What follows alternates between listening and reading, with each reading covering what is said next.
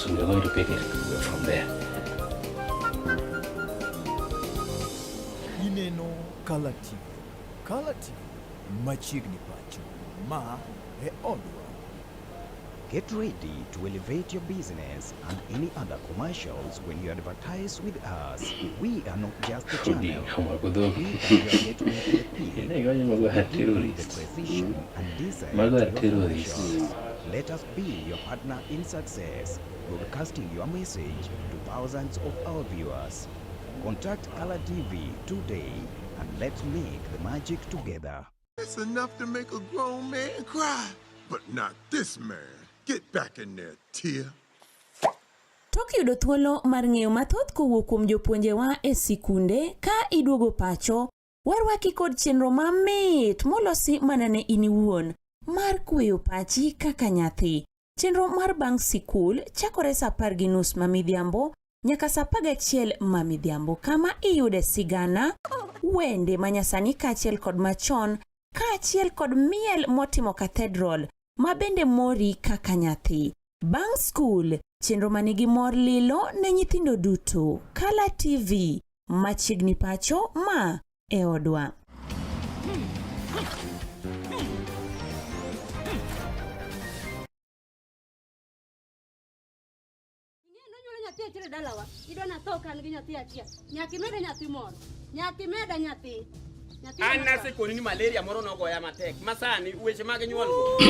Basi mana kama nilinya kuro mga juang entule di balwa kare okidini di balwa masani maka utulu makende marua kiri machigne hinya ekidini ndi mano mari chal mar piny mwago kodi mbaka okini ndi ka otende kodaka weche gini maosebelo ka koro timore pacho kaindi ka gie thul masani waburo gomba kanyendi kodaka jokende ratiro mag oganda mano Bernard Odinga mabende nowacho ni ento koro en neutral. Aeto wan kanyendi kodaka Boniface Akachi duto gin jokende ratiro mag oganda mbaka mondo go nindi oting'o weche gini mopogore di ODPP Murkomen jatend piny Kenya nyiso ni odwa ng'eyo weche mosebiro katimore pacho kaindi in general to molo ahinya mamako ngima oganda jo Kenya directly. Ne winjo ka bende weche mag somo bende pek ahinya, kata kamano ok obi mule ahinya, obiro mana ng'iyo ni weche gini motelo kodaka rito ratiro mag oganda jo Kenya, weche gini mago mag kelo ne oganda jo Kenya kaachiel kodaka sandruok mabende jo Kenya bedo ni kar dhie okalo kuom telo pacho kaindi. Ang'o ma onego beni kore tiyo mar konyo. Yene mwana rwagi machigne hinyo kinyi ni ndibano masane mbaka ni wadhi kwa ikuwa mthulu na ndibano mara saa chiel aeto bango buru mana tika ukinyi ni ndi machigne inya uru uwenda ukinyi masane. Yene mwana kautu makene mwana rwaku ni machigne Bernard Odinga akautu makene mundi mosu janeno mokwongo chunya gombo goyo ni Nyasaye erokamano kuom odiochieng' mochako medo odiochieng' kawuono nono maonge gima wachule. Aeta akwayo oganda jokane nam ni mondo wabedo machiegni kendo chik itwa kwok puonjre e weche mag piny. Erokamano. Machiegni Akachi. Erokamano kendo amoso jo neno te mag Color TV. Ageno ni uchiew maber. Aduoko erokamano kendo en mor na duogo kae mondo wanyal kendo twak kwa wacho weche manyalo konyo oganda. Machiegni uru. Okay, erokamano ahinya ukinyi ni ndibano masani amor kod chopo wu kaendi mondo wago kuru mbaka e weche gini ma osebiro ka koro timore pacho kaendi. Wachaka ne kanyendi kodaka wach ma osekelo liet ahinya en ng'anyo mago mag kweth mag rowere. Report moro mokwongo noyango ni ji 40 kende gachiel emanoweto ngimagi kinde mag ng'anyo, but report mobedo en ji 60 to kod 3 noseng'anyo. E kinde gendi mago mag Sabasaba ji noweto ngimagi, ng'anyo mago mag Gen Z ji noweto ngimagi 25 aeto ng'anyo no endi mane idwaro godo ratiro mar Albert Ojwang bende ji nowito ngimagi. So magi gin gik mabende koro kelo chandruok ahinya pacho kaendi, but magi matimore ne yudo kanyendi ka seche mane oter ji e court kata oter jok manondhi go endi e court, iwacho ni gin jonjore, manyiso ni Office of Interior Cabinet Secretary Murkomen wacho ni mago gin jonjore. Akacha doni mondi kawe anegi kanyo. Ng'anyo ma utimo kech in kachiel kod Bernard Odinga waseno ka ubago utele ng'anyo mopogore pacho kaendi, en okang'e ni ng'anyo mutimo gi gin ng'anyo ma un uloso kaka jonjore koso en ng'anyo ma uloso e machal nade? Erokamano ahinya. Mokwongo daher kawo thuolo ni kaduoko ne doho ma Kisumu. Erokamano. Yes. Ka dabed ni ung'eyo ni abe nomaka e ng'anyo ma 2024 Yes. July. Yes. To polise notera e court ka giriambona ni abe natimo njore. Kata kamano on Wednesday Yes. ma en nyocha Yes. court ma Kisumu nong'ado ni polise riambona kendo evidence mana gichiwo no nagin mag mriaso. Omiyo daher duoko erokamano ahinya ne Lady Justice Nyigei kuom chung' gi chik. Wasaneno ka koro institutions mang'eny mag sirikal itiyo go mondo gikandamiza joma ng'anyo kata joma bago ng'anyo kaka wan. Omiyo daher duoko ne erokamano maduong' kabisa. Kendo daher duoko ne LSK, Law Society of Kenya, kuom chung' koda kendo girowere ma ang'eny across the country. Ma sani be waneno ka koro gikale matek. Kaki wacho no en adier, chakre wachak ng'anyo iwacho ni ji moingo 63 osalalo ngimagi ka giwuok oko e ng'anyo. Nitiere ji 80 ma osabedo abducted, to ng'eny gi pok oduogo nyaka sani.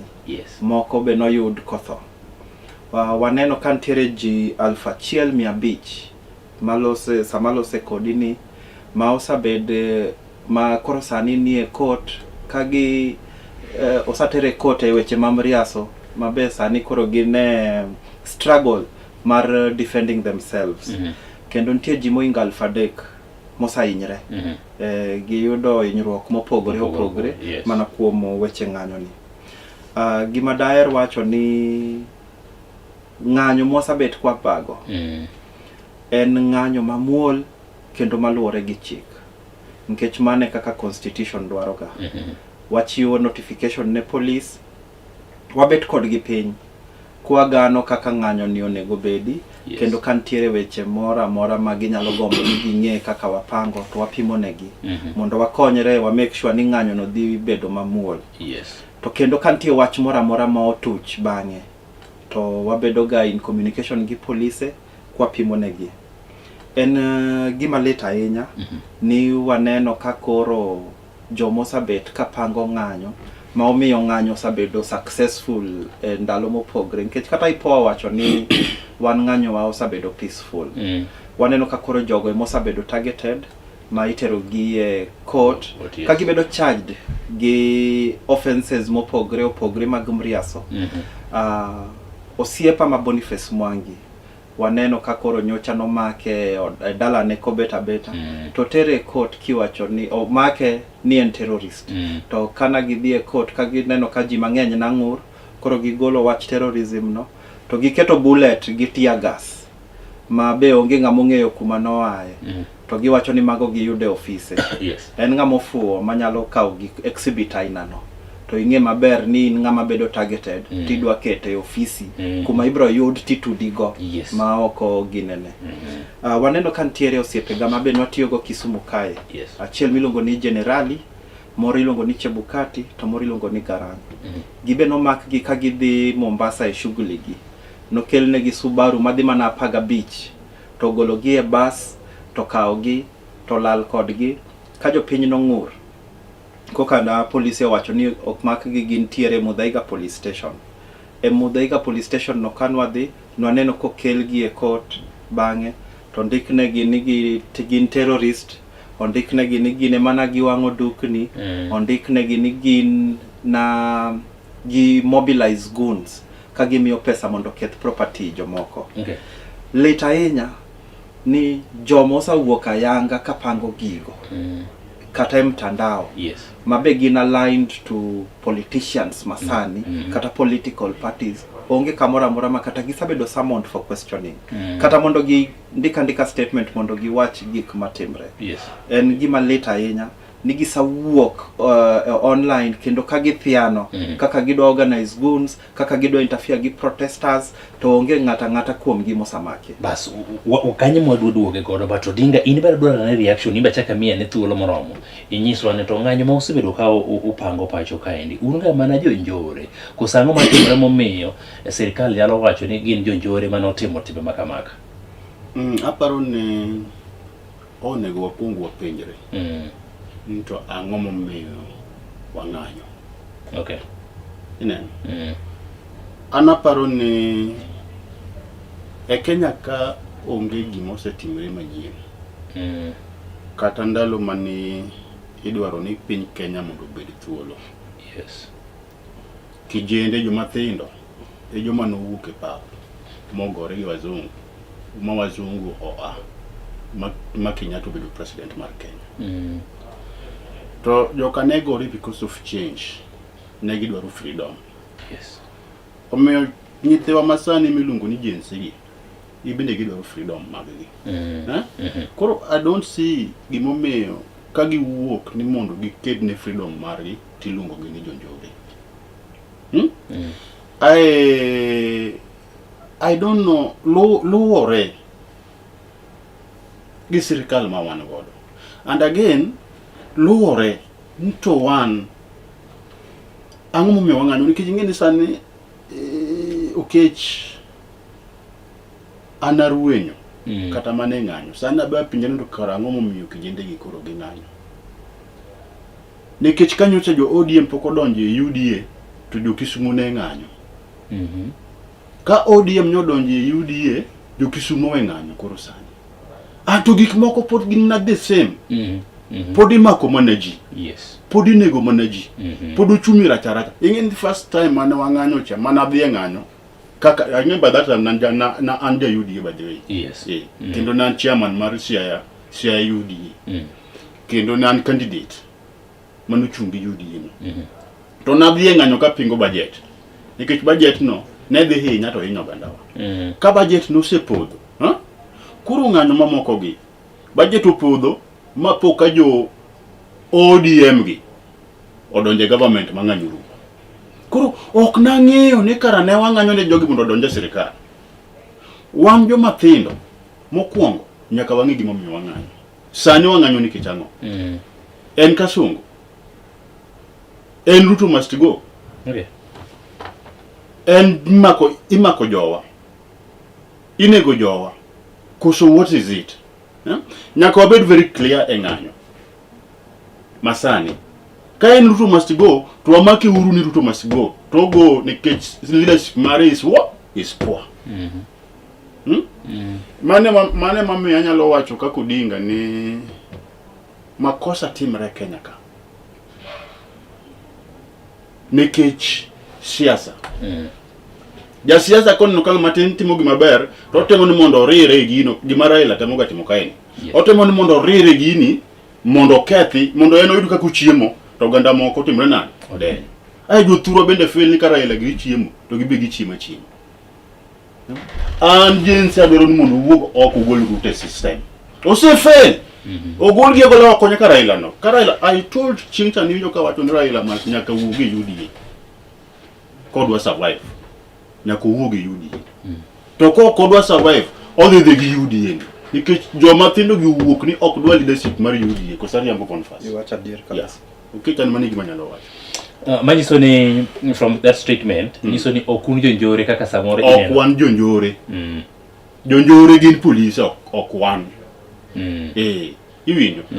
Police e janjore. Okay. Iwinjo kaka Boniface opime kama ber. Jomoki mako nyaka kanie e bas. Telal go nono. E bas kanyo njore mane motimo. To kata police onogo ni kosemako ng'ani kata kumodho ndike statement ni no mako ng'ani because of this and this. Okay. Sirikal Yes. ema timo ne jok murito njore. Emomiyo kata neno ko ka Albert omak modh jogo wiye e police cell botho. Police wacho ni ng'ani nyo wiye mane korot motimre nade? Motho. It's something mabere por penjore mang'eny to ng'ama normal nyalo go wiye machal nade akach mang'ani wet ngimane. But nitie gima Bernard Odinga okelo kanyo India kach. Wach mano mar nyaka obed very clear weche gini mago mang'anyo magu. And does it mean ni chandruok ma ukadhi e giendi kaka jokende ratiro kata kaka oganda jo Kenya ma pod tindo en nikech you are not clear e ng'anyo maru gima udwaro weche mang'anyo? Kanwa chako ng'anyo ma 2024. Yes. Nwagolo our 10-point agenda.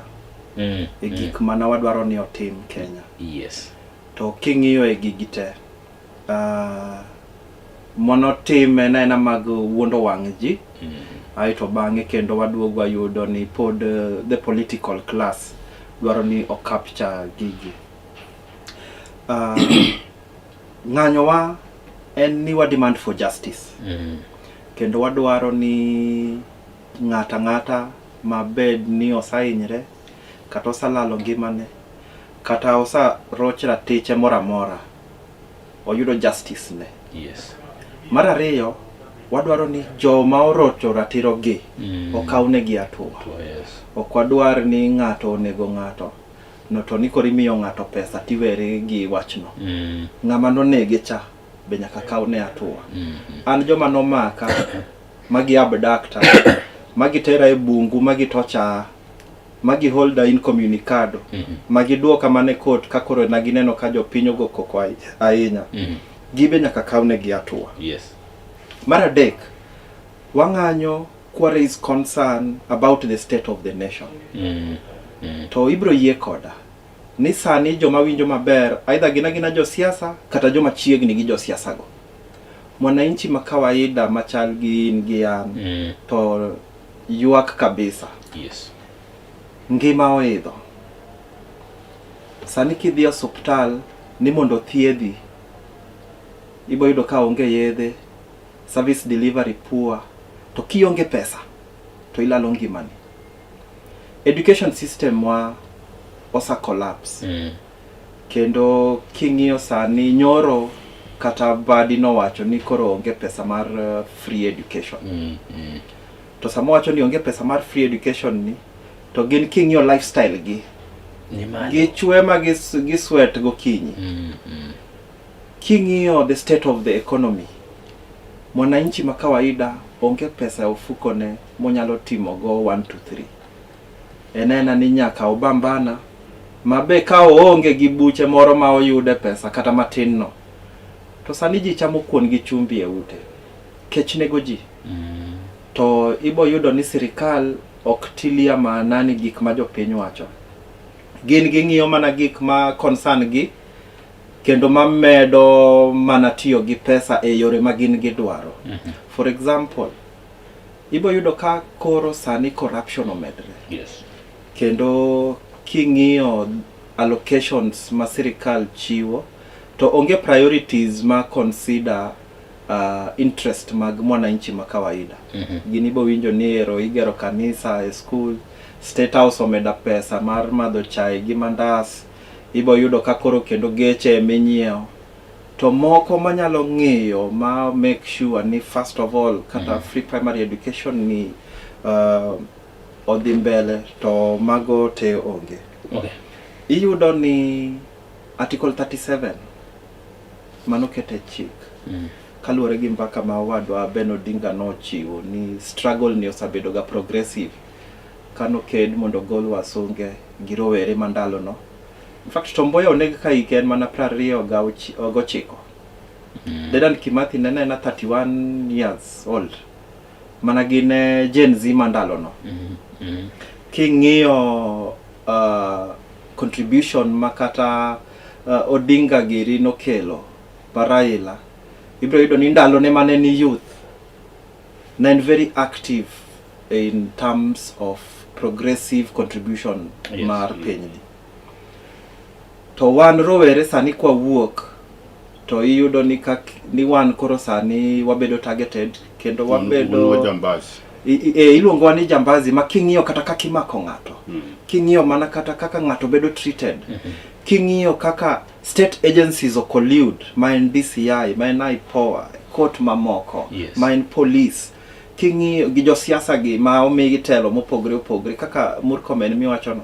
King'iyo kaka ginenonwa wan rowere nyisi kende ni jogi gionge interest mar country ni nikech wan gima watemo timo en ni we are just trying to play our part to also progress this country. Yes. The struggle is always continuous. Okwanyal bet piny ni koro wawacho ni jikaka orengo geri no satero country bele koro wapamo ni we achieved what we wanted. Wabendalo wa mapod wan rowere gi. Nyaka wa make sure ni wa move this country again further. Yes. Gik mana gidhaw ne ndalo ka. obed police brutality, obed poverty, obed ignorance, obed corruption, pod wan wa struggle ne. Ok wabi weyo ni gino be kendo chopo ne nyithindwa. Ni gibe pod gidwa chako kedo ne police brutality. Mano to ok wabi play our part as rowere masani. Odinga IPOA ne ogolo report kanyo ndiko wacho ni obila no rocho ratiro mag jong'anyo. Jong'anyo ne timo ng'anyo margi peacefully, but rowere no rocho ratich koda ka obila. Mano report mano mar IPOA.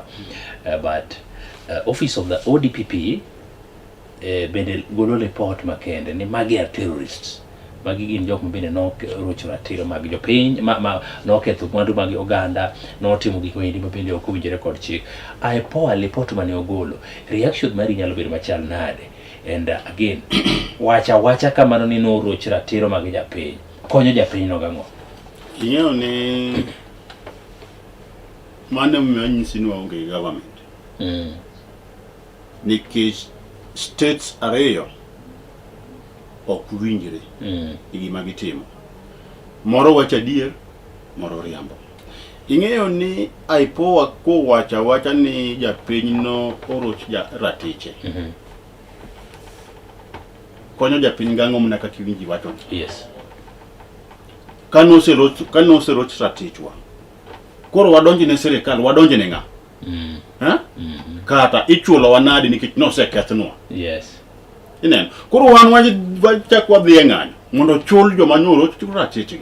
Gichul jensi man Kenya kata nikech noroch ratichwa. Nikech ne watimo gima ber to police ma asilungu wa jambasika.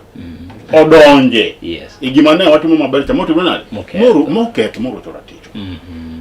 Koro wantiere bonfas mai chuno wanyak wachak wadhi mane court kendo. Wadhi ka court kendo. Mondo wadonje ne police kuom ketho ratichwa. Boniface nowacho ka ni sama wadhi e ng'anyo wa notify police through letter. Mwandik ni wadwa dhi e ng'anyo because of this and this. Magi yini dhi ure ng'anyo. And the same police mosie no wadhi e ng'anyo ni. Gini magi chako gidugu kendo giketho ratichwa. Yes. Wane Kenya mane. Be wane Kenya ma wan gi democracy. Be wane Kenya ma wan gi chik. Marito piny, marito ganda. Waonge an gima nyalo wache wach mar IPOA no ne gitimo maber. Kuom wacho ni nyithiwa kanyakla achiel gi wan mwadhi e ng'anyo. Onge ga ratich ng'ato mwaketho. Koro wan mana wadwa dhi manyo ratichwa no. Kuom police maketho ga ratichwa. Nikech wacha ni Boniface ni wan no roch ratichwa. Kose miwa thulo machalo kamano. What next? Okuna donjo ne jogo mondo chulwa pesa. Yes. Yeah. And mani gima nyalo wacho. Boniface, yes. Adoni react ne wa report mano mar IPOA.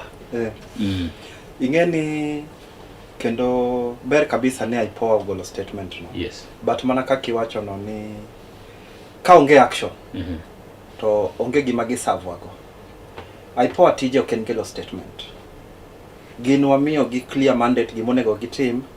Makar golo statement go onego bed ni police gi mako titere court. King'iyo police mosamaki. Yes. King'iyo timbe police kako salokre chakre waketa IPOA to lit bromaki kata kuyo. Nkech onge action manendre. Wane monego wagol statements, wan gi Ben Odinga kaka joma ogolre tu mana konyo oganda mondo wakashifu gigi. Lakini IPOA nigi en ng'ama iluongo ni duty bearer. Tende ni en gi obligation moro monego bed notimo. Ok golo statement. Onego bed ni wayudo ni police manoketho ratiro gi. Obedo prosecuted. Mage magisamako kendo gitere court. Mane statement gi mwadwaro. To we will read action gi. But ka en losa to then mano gi wuondo jopiny. Mana IPOA biro Kisumu kae abe na giluonga. Mana bet kod gi saka san gi board no mangima kanwa romo hotel ni luongo nade mantie West Acacia Hotel kai gani nachako to nwapimo ne gi gik motimre kendo nwapimo ne gi ng'ur mantiere opogre especially against police gima nyalo nyisi ni osatim nyaka sani onge wan waneno mana transfers. To transfer ing'eni tiende ni timbe maricho migolo kani koro itero kamoro. Kendo pod chak timre atima. Yes. Jatenda IPOA, Attorney General ma Kenya sani, jatend ODPP machon gi masani mane Nurdin Haji gi Renson masani ni gi police Igonga. Gite gisalima officer e community ka gi appreciate e tich maber matiyo kuom kedo ne ratich dhano. Lakini mana koro gimaka ni gikashifuani gite offices gigo onge ng'ama noloso. Tende nigi gichal ng'ama ola mondo adhi mbele, adhi mbele. To ka koro gik kuma adwaro konygi nikech koro rogue junior officers gi koro ero persecutor gin koro nagilingo ok gilosi. Mano kende nyisi kit jotelo ma wan go sani ni gin gidwaga mana gibire TV mbele TV kama to giwacho gik moko ma giparo ni jopiny dwaro winjo. Lakini kod dok e tim to nge gima wanyalo kwano. Omiyo IPOA owere gi statement, ODPP owere gi statement, judiciary koome owere gi statement. Wadwaro action. Wadwaro ni vijende ma bedo obviously bedo persecuted. Ma joma na kwano nigo kaka Generali Giri, Boniface Mwangi gin joma nigi a long history of contributing to this country and ensuring that the constitution is followed. Onge report mora musa chiu minyalo wach ni obi moro no chopo 2021 mawacho ni Boniface na en terrorist. Kata manyalo wacho ni ng'ane notimo maundu makama ka police nigo mondo gigol wane. Otherwise persecution mabet maosabet kadhi mbele gi mago kwadwa winjo. Egin wawacho ni no dialogue. Ma ok en time mar dialogue. Dialogue na en gima ikela gi josiasa masani nikech giparo ni mano gima fashionable ma obro donje.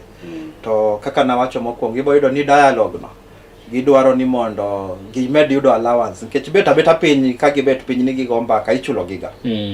Iboyudo ni dialogue no ema gidwa donje gi hijack go process madhi mbele sani ma en nyuolo Kenya manyien. Mondo gibe girire koro chak neno ni karagine ma gisabet ka gitimo gik moko kata koro nying gi mikwano. Wano kwadwar dialogue for as long as ker ma wan go sani miluongo ni William Ruto no nigi history mar disobedience of court orders. Makata koto wacho ni police kik bore gi mask kik gitima ng'oto pod gibiro kanyo. Nika koto wacho gimoro tineno ko pingo hadharani. Kara wan mwabeta piny kwa gombaka to be obro luwa dir. For as long as Ruto ok winj demands wa mwasabet kwa chiwo. Ni police gi omak mondo kaune gi hatua. Onge samwa bro bet piny ni waloso.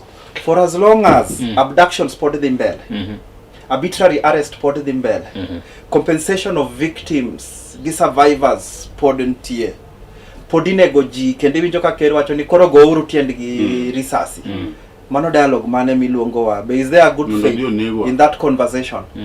Mano gima ok wabiwinjo kendo mano gima ok wadwa. Wan wadwaro action. Gik monego tim chiko ndiko maler.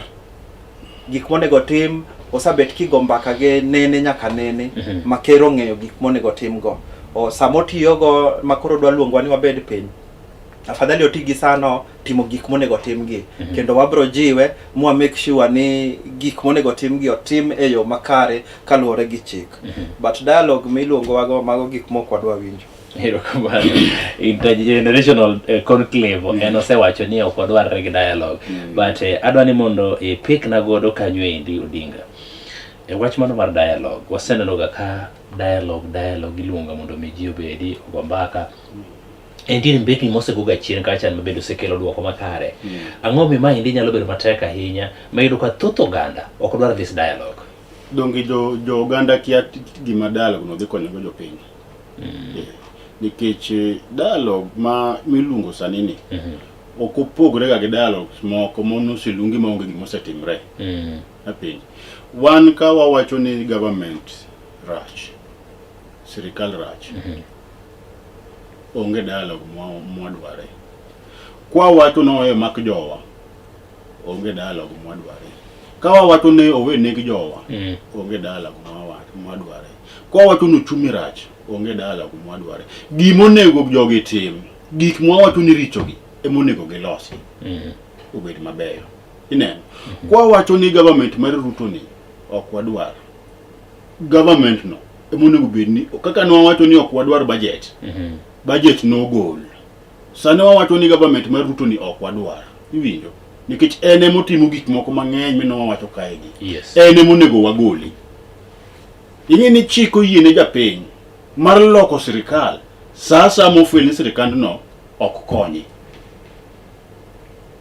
koro wan kaka jo Kenya ok wadwa gimiluongo ni dialogue kendo anyalo jiwo jo Kenya ni ng'anjwa cha ka jogi pod ok nyalo winjo gik mwawacho gi ndalo mwasemiyo gini ng'anyo cha Boniface onego chak luonge kendo mapiyo piyo ya nikech Kenya duol ma Kenya winjo en ng'anyo no to kik mondo bende waluru tho ahinya wabro tho kata ka ok ogowa gi bunde wabro tho kata ka ogowa gi bunde wanyalo tho kata kwa wuotho wanyalo tho kata ka mwabeteni koro an gima adwa nyiso government mar Ruto ni oweyo wacho ni police no ogotie ji gi bunde okone ka police morere ni piga oli sasi Murkomen nosewacho kanye ni shoot to kill. Ok wabitho te. Murkomen nosewacho gimi wacho no Murkomen nosewacho ni shoot to kill. But jatend piny Kenya noduogo chalo gimolose ni shoot to maim them. Henry onge gima ne jatend piny noloso. Sami go bayo bunde ni dwa go tie ng'ato to ng'ani ringo ni. Yes. Iparo ni bunde no nyalo go kanye. Kamera. Pimna bunde ni dwa goyo ni donge tinga to ne piny. Idwa go bunde ni bunde go gani koso bunde te go ni ere kuma tinga to nitiere koro an aparo ni president ong'eyo ni en bende nitie ndalo mibro kaw ne chik nikech ok en kata permanent ineno to ng'eyo ni Hague bende rite te en achiel kuom jo Hague go entiere gi knowledge mar Hague ng'ama nigi problem ma koro tima gik moko nikech pawo mere mabe nasi nyisi kar ni Murkomen ok nyal ministry manomien donge na nyisi kamano en otimo gike because of power mero Murkomen to kia ni bang' ma to digi kae ang'o marite mbele mana kaka nyuta negi wacho negi wundo polise ni ya ni ok wabi weu wadhi chung kodu neguru jogi magi wa jambasi wadhi chung kodu polisi man mose make gi dak gisechunge go do ntie polisi man tie senya kasani to Murkomen ne jatend polisi go to president Ruto ene jatend piny mago simu kama obete ni watana na huyo OCS arudi nyumbani dagi setime mano ging'eyo ni gibende gi protect leadership margi but nitig marito gi mbele ka Yenauru mondo wagama ne yuo kaendi bana madundo kwa duogo kaendi to wadhi bire wach mano mar Ruto must go ne en wer mabende sani kuro yiwer wabro penjore ni to is that just enough mondo mi Ruto the agenda madum bind Ruto must go ni nyalo bedo ni en ang'o kuro mga jwanki kidhi mabor ahinya wago mpaka endi koda ka jokere ratiro mag oganda mano Boniface Akach kaachiel koda ka Bernard Odinga duto mabende wago mpaka endi wang'iyo pek mantiere piny Kenya kaendi weche gendi mago magerete kwe sando oganda jo Kenya kata hinyo oganda jo Kenya ka ng'ama nyalo kedo negi ema chak hinyogi kik idhi mabor ahinya waduogo tok thuolo machuok.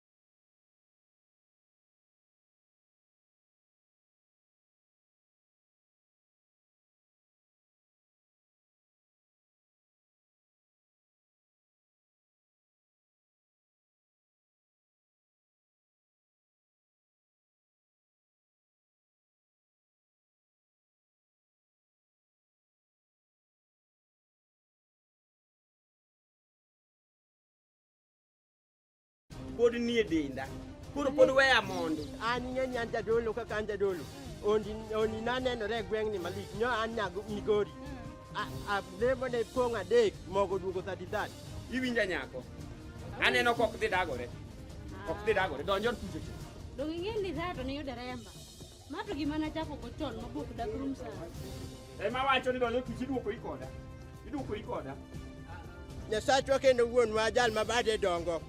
Ineno ka koro dada ni obiro ira ka. Mondo aduok ne bet mogo piny. Ambi an duto aduok mogo piny. Mae momiyo nawacho ni udi manyien. Wacho mang'eny. Wacho ni nyawe in Eh. Adhi. Iwinjo odino. Adhi. Biro wang'e. Biro wang'e. Taleko lek moro ni chaka gima miya mama moro. Eto, chaka gima dara Nokia, haleluya, Amen. Nyasaye nochwe gi ting'o achiel. En ng'ama wuoyo ot kane madwa neno. Omera wuog oko kapok abagi marach kuomi. Wuog oko kapok atimo ni marach. Oja polo. In ema inoda ka. Ang'o mitimo ka? Loso weche ka natemo yalo. In ma pok idwa waro dhakoni, in ma pok idwa ware. Okay. Ema penji, in ma pok idwa ware kawuono dong chieng' mwawere ni. In ko ka Nyasaye wuoyo kodi mondo ibi ware donge. Ya jipero gi wiurito ya. Magita. Bana gem. Obiro dhi. Japolo. Adwa ni gol simi gone Yesu kone ni biro ineyo. Jawaro bioresa. Iwinja? Yud tugo mar Olonono chieng' tich ang'wen ka tich ang'wen chakre saa 1:30 nyaka saa 2 mana e wang' jowi mari mar Kala TV. Wanenogi kendo watiyo kodgi. Bende moko kuomgi wachamo. To be ing'eyo kaka ilosogi? Tudri kod Lorin Manyala e chenro mar kaka ilose tich abich ka tich abich saa 4 nyaka 4:30 onyango, kama obiro nyisowa okenge duto mag gik ma watiyogo kod ma wachamogo kaloe mana e Kala TV.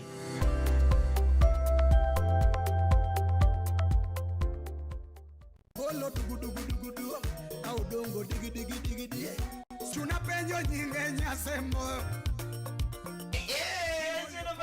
Kabitiero minenowa sani Kala TV koro kelonwa chenro manyien manyasani iluongo ni Ohangla Takeover.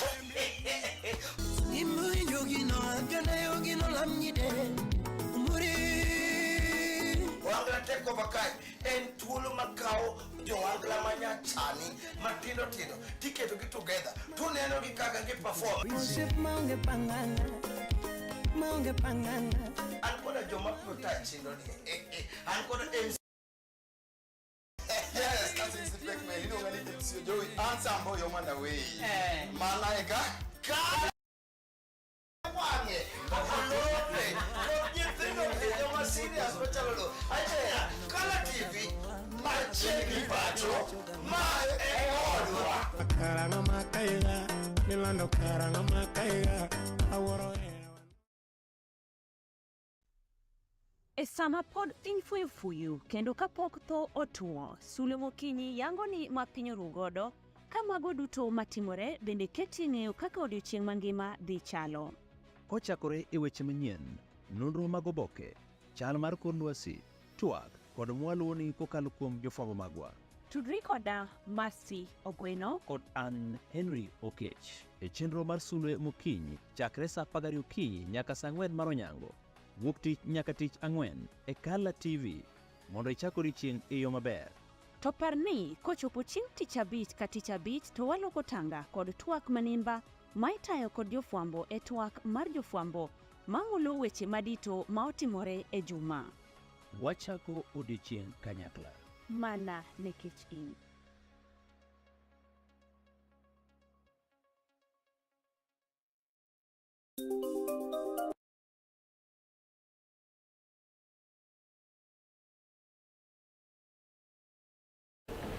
Mana kama ni nyakoro mga juange tu ni mano makare kama bende waka ukini makende maruwa kini machigine nya kende tel ni mano marareo kawadhi ko di nyime mbaka ni mabende wagoyo Boniface Akachi chiel koda kabana rodinga duto wan godo ukinyi ni mano masani mano wago kod gi mbaka arwa ku kero ni machigine ahinya tel ni bende mano mar areo mondo wang'iyane to chalna de kote no kodo kagigo matimore Boniface Akachi nitiere wach ma osebed kai wacho kai ni Ruto must go and it's a question mabende oganda jo Kenya penjore ahinya and again jopotelo moko bende penjore to Ruto must go ni en modo ko mbaka en modo ko wach what is the reason behind Ruto must go ni nikech chalga gima ne jong'anyo kata mana kweth mobalo gi piny owacho mineno gi mobalo gi piny owacho onge agenda.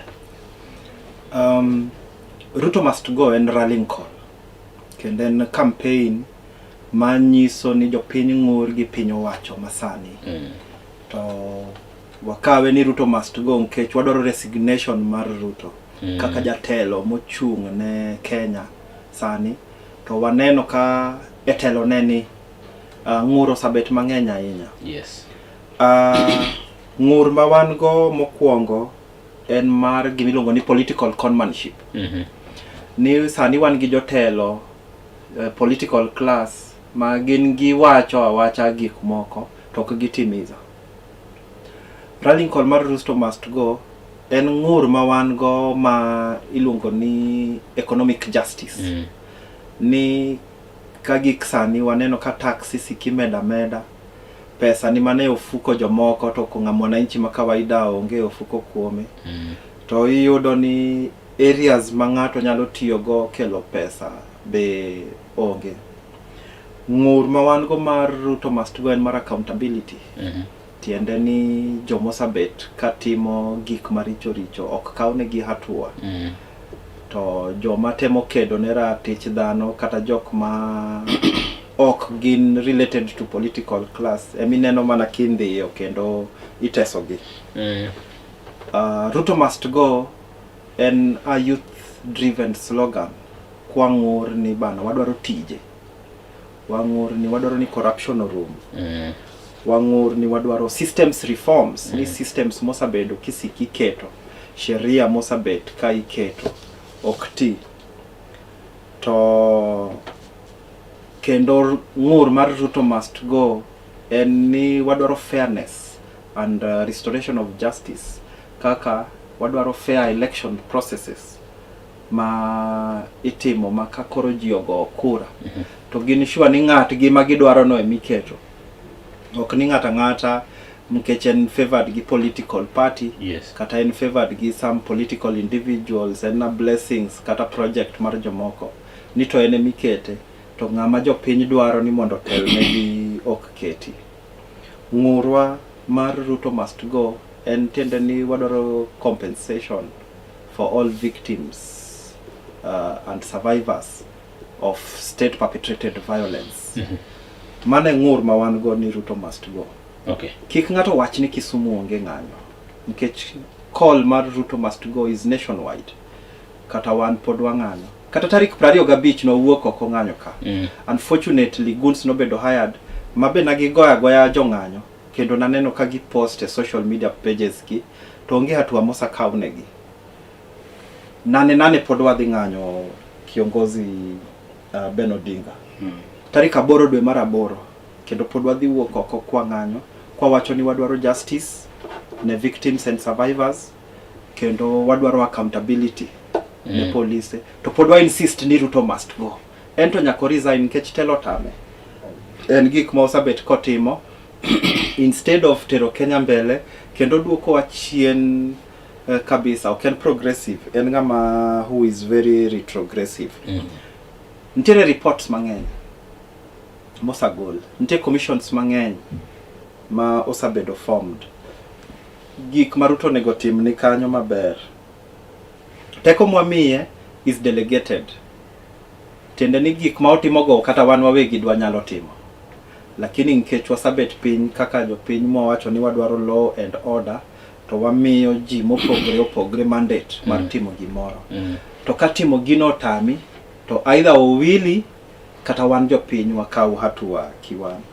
Omiyo ka Ruto ok dwa tekeleza to wakaw back our mandate manwa delegate ne twatimo kiwan lit kabisa ni bang' tho mar Albert kanwa ng'ur mwawacho ni wadwaro ni Deputy Inspector General of Police Eliud Lagat o resign to nagitugo gi pachwa kagiwacho ni o step aside to nyocha e doho golo ni kara ena ng'ama nomi ruhusa mar dhi yweyo okaw leave ne ma kawaida lit kabisa ni police mana ogo Boniface Kariuki risasi mbele oganda no kaw motere court monyiswa ni en koro onge tich nyocha kae oketo online picha ne kae en on duty magemria somo kwadwa to wan kaka rowere nwabiro gi slogans adek ma very important. Yes.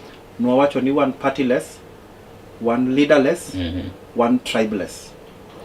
Ibro yudo ni e oganda Luo ka weche adek go e mosa tigo mondo kel propaganda ne jopiny mondo gibe kik gi participate kata gibed gi ngur kuom the current happenings of the country.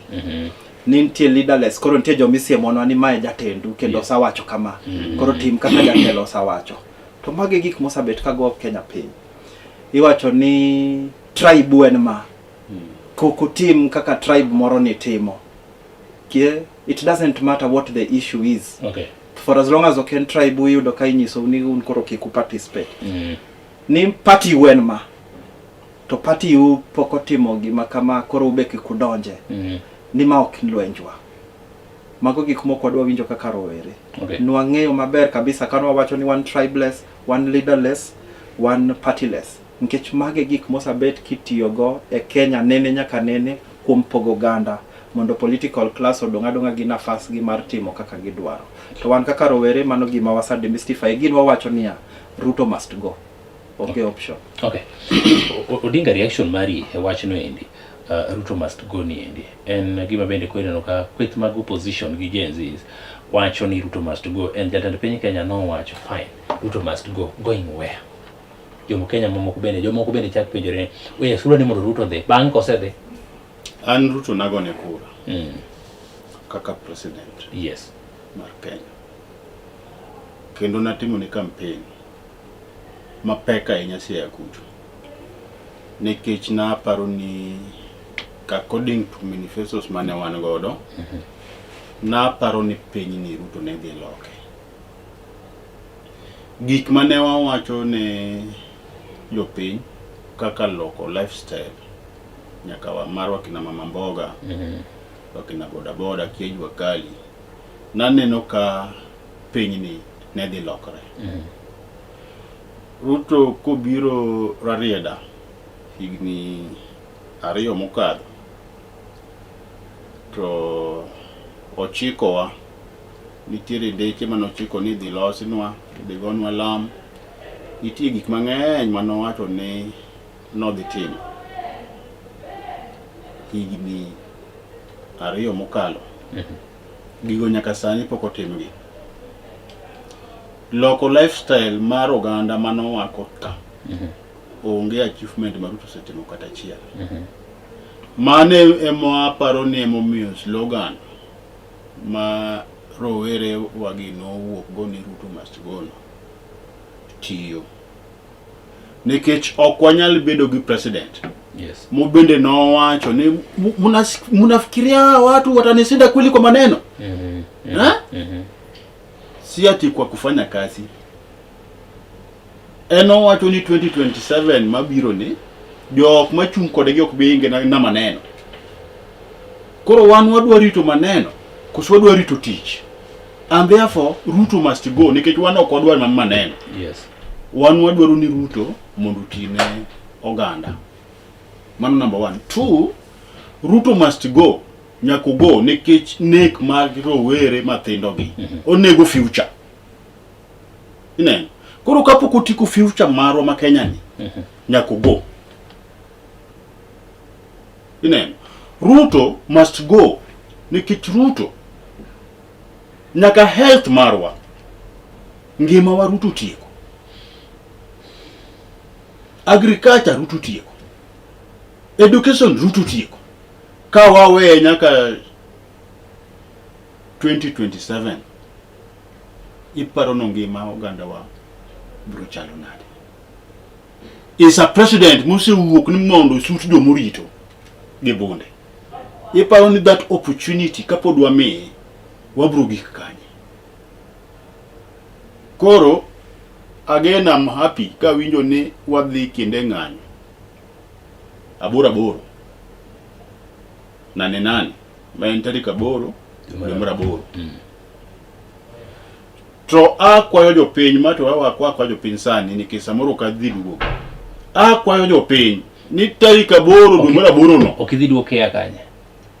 Ok adhi duogo studio kae to kae ayudo opportunity mar ka wewe ati quiet that. Samoro ichano kama declare nini dhi tho. To jogi nego ji. Okay. Bwana wan wadak marach, wan wadak ma ka piny uruna an tigo ne manyase ka kwanoga. Kata gudu chinka ka wuotho gunyira gi jogi. Adak agunyira mana nikech hawi mar Nyasaye. To jogi ko nena ta dumne gimna chiel. Nikech awacho ne gin Raila wuoge UDA. Awacho ne gin Raila rumo gi Ruto. To gima temo wacho ni tarik 8. Dwe mar 8. Oganda wa mathindo majoluo wawuguru oko. To ago uru gini mahad ni Ruto to koro nyaka go. Because of gik ma wachogo. Wadwaro ngima maber, wadwaro education maber, wadwaro dak maber, wadwaro tich mondo tire mosetamre tiyore. Ya koro penyo bana nitiere ni banko osedhi. Who nani? What do you mean by the word who? Jo Kenya penjo moko penjore ni yes, udwaro mondo jatend piny Kenya odhi. Then bange kosedhi to koro ng'a. Koro ji urumo ka Ruto ni onge. And akachi nuneno kanyiri kata mana diere mane idwaro mondo mi odhi 25th of last year June. Ni wijo kanyo kane openj kanyindi ni to banko osedhi to who? Weche gin ariyo kanyo. Chik ma Kenya wacho ni president gi deputy ne kosadhi. Yes. To speaker donjo. To tije en mana achiel. Ni within 60 days itimo election manyien. Tiende ni within dweche ariyogo IBC sani nitie. Wadwaro ni gi organize nwa election ma ginyalo timo. To kapod wa suspect ni nitie mibadhi kuom speaker kuom IBC, then one kaka rowere wakwayo gimiluongo ni caretaker government. Caretaker government no bro include members of the judiciary, bro include public figures ma jopiny ema bro decide. Yes. Bro include military. Tijgi en mana achiel: organizing for a peaceful, fair and verifiable election. Mondo koro wan kaka jopiny wa organize mondo wayier ng'ato manyalo tich makoro tamo Ruto ni. Kenya ok birumo ka Ruto dhi. Kenya ok nolos ne Ruto kende kata ng'ato moyier. Ingeni accountability sani jopiny nyaka med ng'eyo ni it is just not pegged on election ni after every 5 years. Mani kusayiero to koro bas. Koro chuno ni nyaka rit election cha. Mano ni conmanship ma jo siasa gikelo. Yes. Wan wabro dhi mbele gi holding leaders were accountable through the process. To kogik diere kae kwa neno ni podi idwa chako bagni kati idwa bago pinywa ma Kenya. Yes. To wagoli. So Ruto must go will still happen whether he likes it or not. Piny Kenya nyalo bedo machal nade kata piny nyalo bedo machal nade koponi wabedo e state moro ma koponi Akach Boniface ok ji moro godo tigole, kochako Rwak Henry jok moro kode igole, kochako Kelo Odinga jok moro kode igole. When we keep on golo jotendwa ma samoro wasemiyo telo mondo mi oti, be ipani progress nyalo bedo makare? Mano is the main aim of election. Tende ni ung'iyo ng'ato to kati to tame tigole tiketo ng'at moro. To mane gin be nokel gimiluongo ni recall clause. Tende ni koketi to okochuno ni orit election.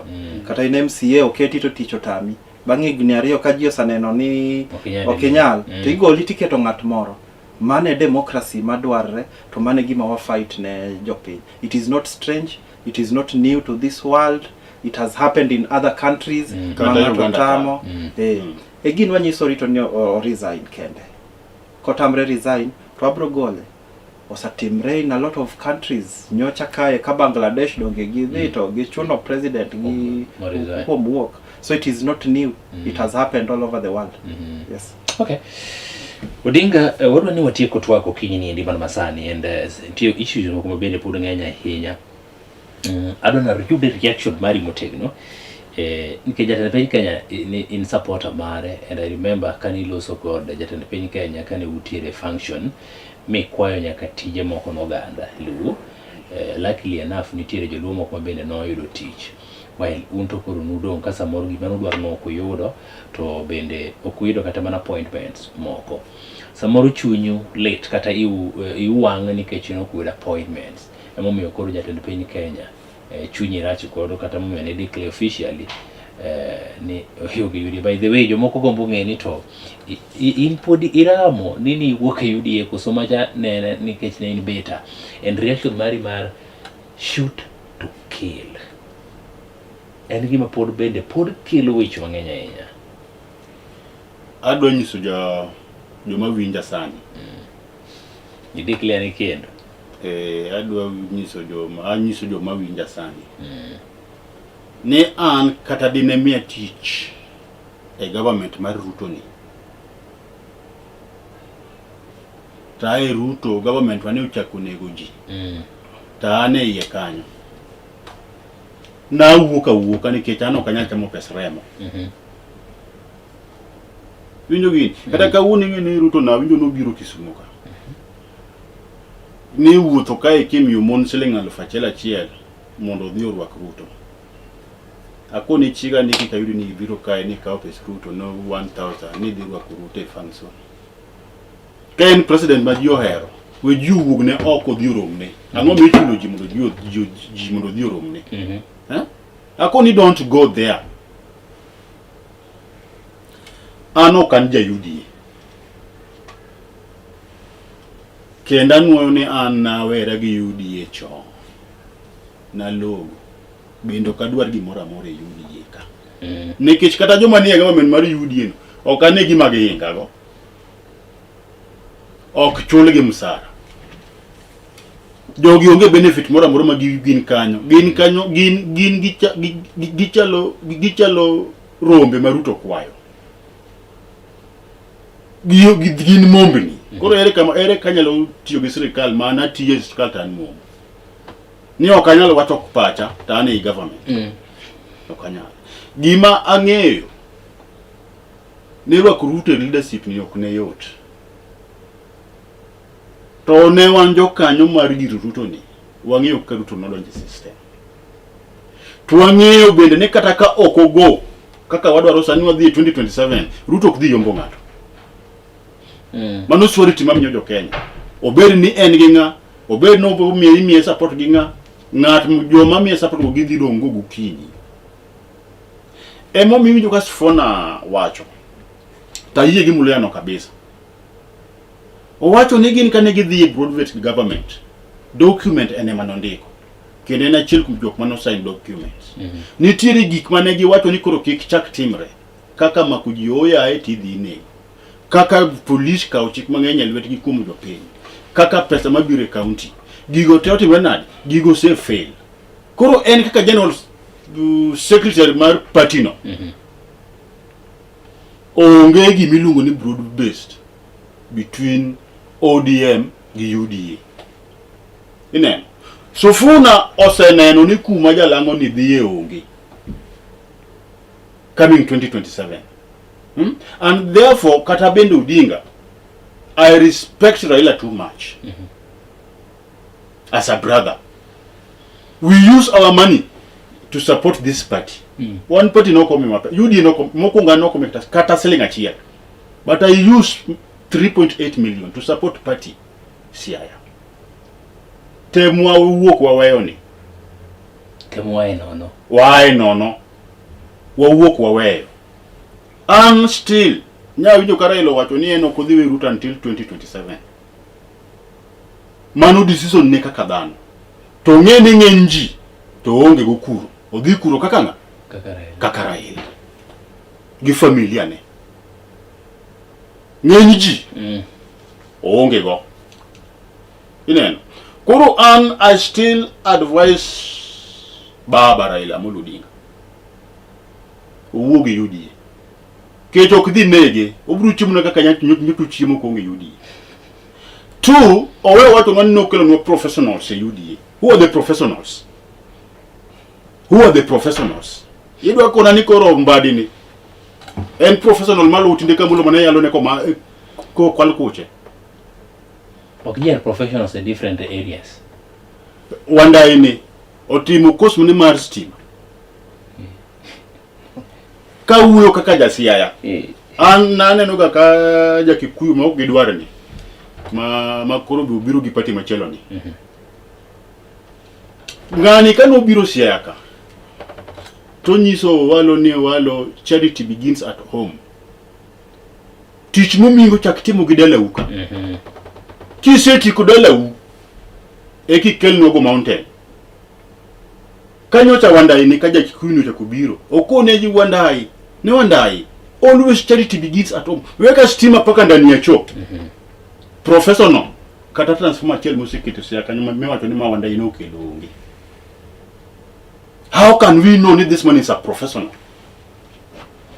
How?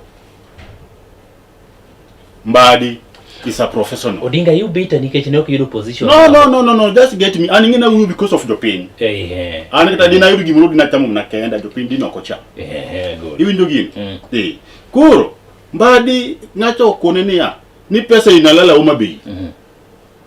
Tema nyo kwa tone yani. Ni koro katamana free education cha koro ongi.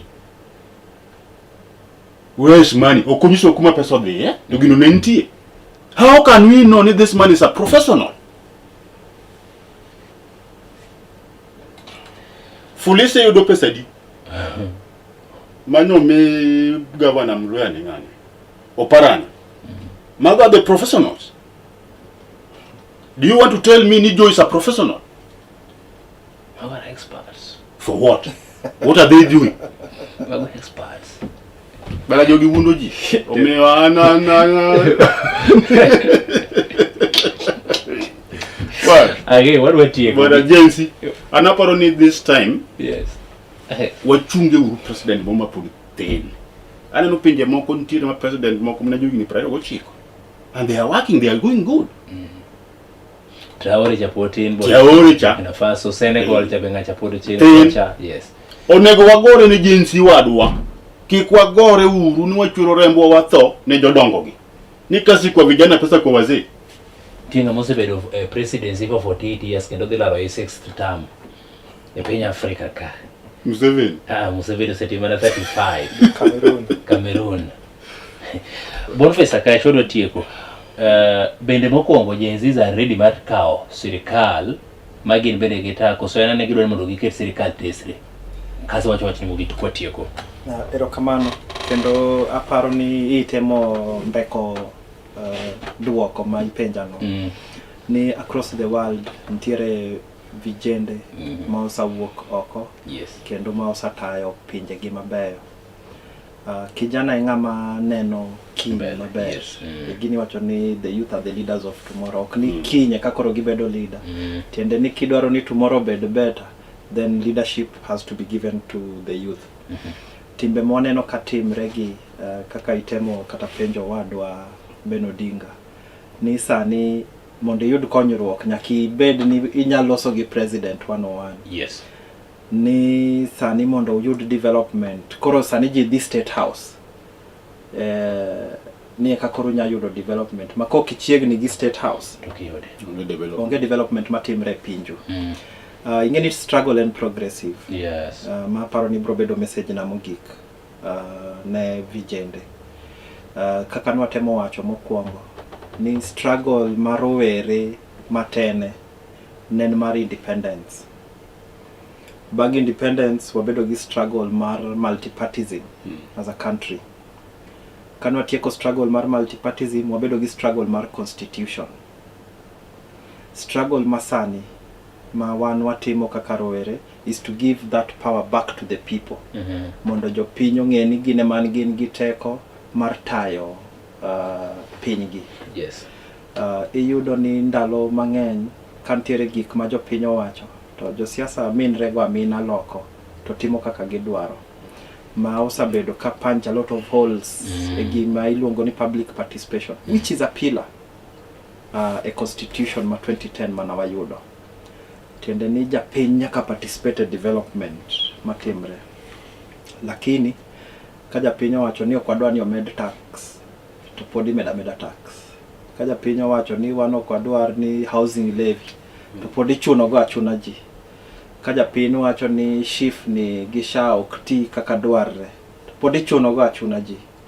Ka wang'ur ni education rach, health rach, economy rach, onge tich, to wan josiasa mwaneno mana ka gimiele Facebook kata online, ka gituo itero gi loka, nyithindgi kalo penje universities pinje mamoko. Wan marwa Rombadi nosawacho ni in fact idhi lor nyaka moko. To magi mana provide opportunities even within the grassroots. Omiyo struggle wa kaka rowere and to give back power to the people. Okay. To wan nyaka wa make sure ni teko mar japiny no, japiny ong'eyo ni en go to kendo tiyo go e yo makare. Daher wacho ni wadwa chiwo ranyisi. An awuon adwa chiwo ranyisi ne sirikal. Kaka napimo doho no wito oko case na manoriambana. Ada kaune gi hatua. Yes. Polise manotesa go. Kuom period note. The mental torture manakale. Nyinga magisaketho nyaka sani. Yes. The trouble yorete mana gidino na kata mar loko pesa nkech koro ji mang'eny nok dwa deal koda giwacho ni bana. Ingama ni jabaundu. Yes. Ada kaune gi hatua mondo gibe ging'e ni kara ok ginyal tima gimoro to giweyo. To kendo mano I hope ni didita riambo ne any other young person. Achung in solidarity gi youths te ma fight for their rights in different courts, ma fight for their life in different hospital, to kendo fight for a better country. Nigine freedom fighters of our generation. Wariureuru wambak lweto kamora chiel mondo wadhi mbele gi ng'anyo, wadhi mbele gi holding government accountability. To miwacho no, we also be ready to take leadership positions mabro konyo Kenya gi Uganda ne. Kamano. Wachni mogik Odinga shortly. An ang'eyo ni jokanya nam piny dhi bedo matek mbele ka. Ng'amodenyo ok dhi gi lweny. Kata wawacho mang'eny gi duto tetete. Wadogure puothe, wapururu, wakanuru chiemo. Maka chieng' moro piny odhi matek, koro wago lweny ni kawayien. Akwayo jowinjo mag Kala TV ni meduru winjo stations mag Kala TVs gi nikech gikelonwa puonj maber. Bende ma kore TV ma wan godo kaka oganda mar Luo ei Kisumo ka. Koro itemo nyiso nyawadu bende ni yawe channel mar Kala TV mondo winji puonjruok man kanyo. Erokamano Nyasaye mondo obed. Inamuda agonu thuolo, agonu erokamano ahinya e thuolo marumo ukawo mubiro mondo wago kodu mbaka okinyi ni endi man masani nikech ing'eni mbaka kama endi ema bende yawo it piny. Kendo kinde ka kinde kuyudo luong kubiebia mondo wago kodu mbaka nikech kwawegi ka to nyiso ni dwaro marwa mar loko ngima oganda jo Kenya kata dwaro marwa mar loko piny Kenya be ogigi ka. Kumano kinde ka kinde wayudo thuolo to wago mbaka mondo japiny obed koda ka paro moyawore malach ahinya. Nyakoro Mukajwang' obedo thuolo endi mar makare mabende wago mbaka ka endi koda ka jowetena kata mana jokene ratiro mag oganda jo Kenya, Bernard Odinga kaachiel koda ka Boniface Akachi duto mabende wapimo godo gik ma osebedo ka koro timore maricho mabende gineno kaachiel koda ka mago bende gigombo mondo mi otimie lokruok mondo mi piny Kenya obed piny Kenya no endi mano makare. Yena mondo aweni orit masani endi warado kodi kendo chieng' Jumapil e chenro mar Jumapil mogwedhi. Nyinga Henry Okech bedo koda ka weekend makare.